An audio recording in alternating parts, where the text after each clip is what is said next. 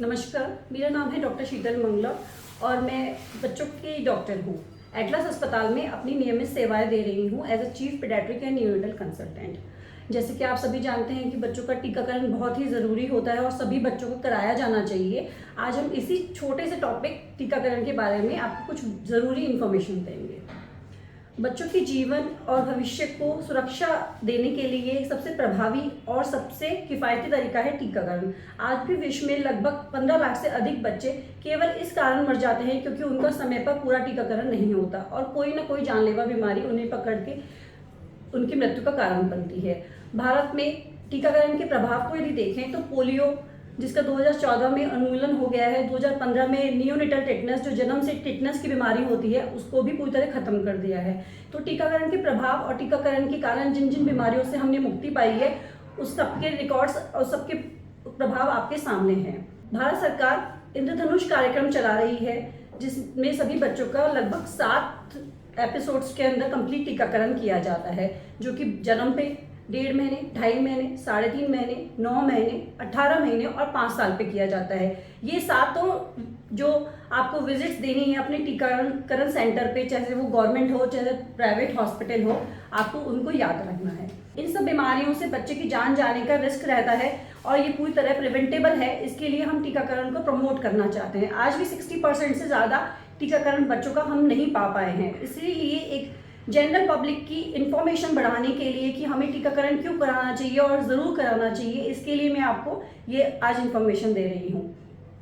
Hepatitis B है, diphtheria है, cooker खांसी की बीमारी है, दस्त से मरने वाले बहुत सारे बच्चे हैं, निमोनिया है, इन सबको टीकाकरण करवाकर या तो पूरी तरह से रोका जा सकता है या इनकी सीवियरिटी को काफ़ी हद तक कम किया जा सकता है, जिससे कम से कम मृत्यु तक जाने के लिए मृत्यु को रोका जा सके।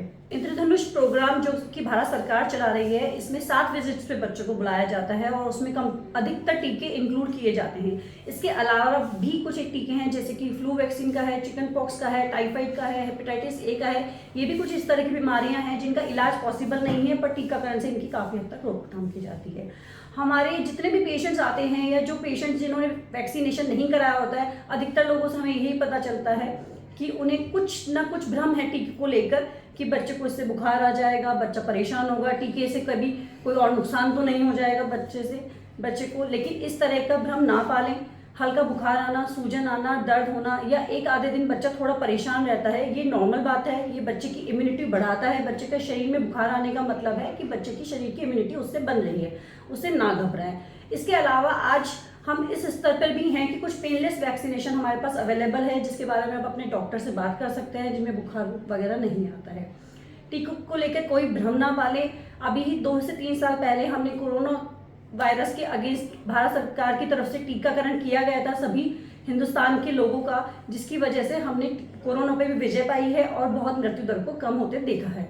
तो अपने बच्चे का ज़रूर से टीकाकरण कराएं। इसके बारे में आप किसी भी बच्चे के डॉक्टर से राय ले सकते हैं, अपने सवालों का जवाब ले सकते हैं। ये पूरी तरह निःशुल्क रहती है, हम इसका कभी कोई चार्ज नहीं लेते किसी भी तरह राय देने का।